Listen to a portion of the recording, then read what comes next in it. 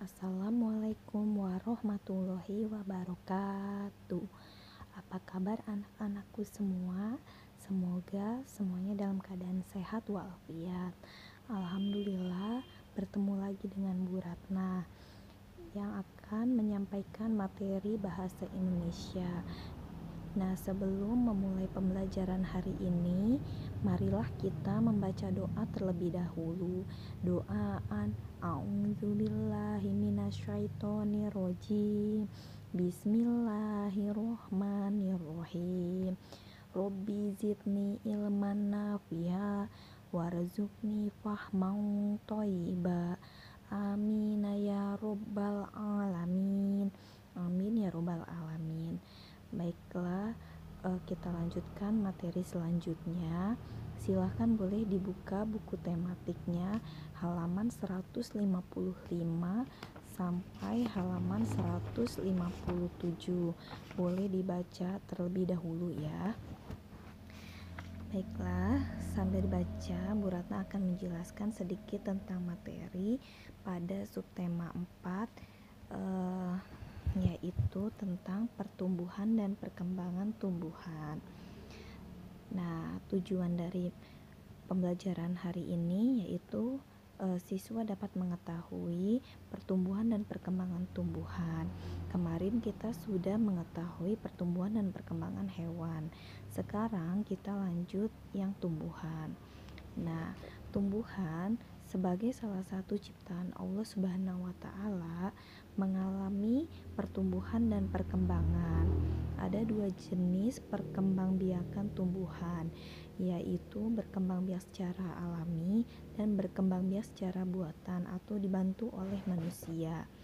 Perkembangbiakan secara alami yaitu perkembangbiakan contohnya dengan menggunakan tunas, biji, spora, atau umbi.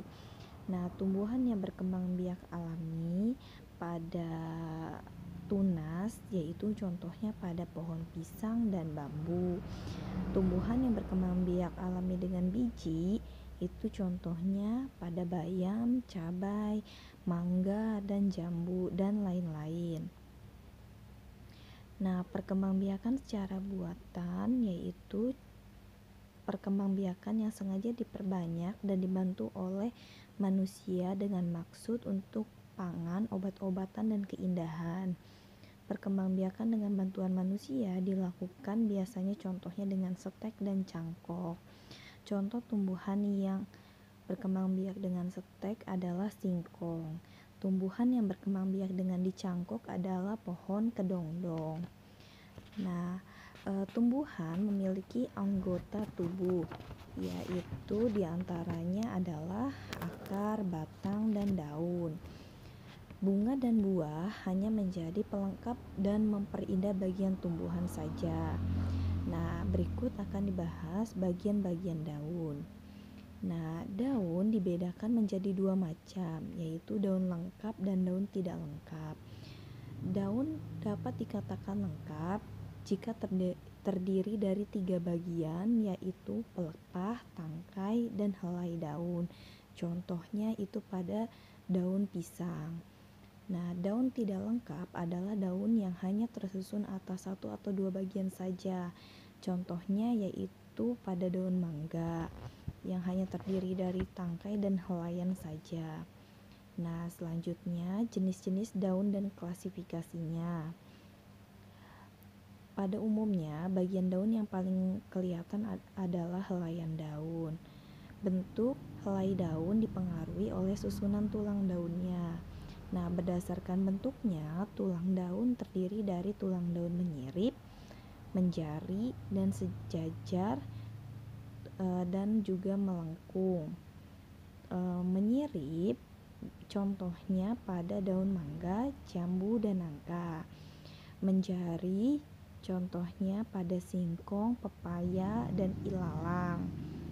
Kemudian yang sejajar biasanya pada tebu, jagung, dan padi. Tulang daun melengkung biasanya pada sirih dan genjer. Nah, berdasarkan jumlah helai daun Daun dikelompokkan menjadi dua, yaitu daun tunggal dan daun majemuk. Daun tunggal adalah daun yang memiliki satu helai pada setiap tangkainya. Contohnya yaitu pada daun mangga. Daun majemuk adalah daun yang memiliki beberapa helai daun. Contohnya adalah daun putri malu. Nah, selanjutnya fungsi daun. Daun berfungsi untuk proses fotosintesis, yaitu pembuatan makanan, penguapan air, pengeluaran air berupa tetesan air, serta pertukaran oksigen dan karbon dioksida, alat pernapasan pada tumbuhan. Fotosintesis adalah proses pembuatan makanan di daun. Bahan yang diperlukan adalah air dan gas karbon dioksida. Fotosintesis dibantu oleh sinar matahari, terus air diserap oleh akar dari tanah, kemudian dikirim ke daun. Gas karbon dioksida diambil dari udara, dan kemudian pohonnya mengeluarkan oksigen. Nah, proses fotosintesis itu sangat penting sekali bagi tumbuhan, karena akan terjadinya suatu proses pertukaran gas, yaitu daun mengambil karbon dioksida dan mengeluarkan oksigen yang bisa dihirup oleh manusia. Nah, maka dari itu, marilah kita bersyukur kepada Allah dan jangan pernah menebang pohon, karena pohon adalah sumber kehidupan manusia juga. Nah, cukup sekian dan terima kasih untuk materi kali ini. Tugasnya di halaman 158 dan 159. Yang kegiatan 1 boleh dikerjakan ya. Terima kasih. Wassalamualaikum warahmatullahi wabarakatuh.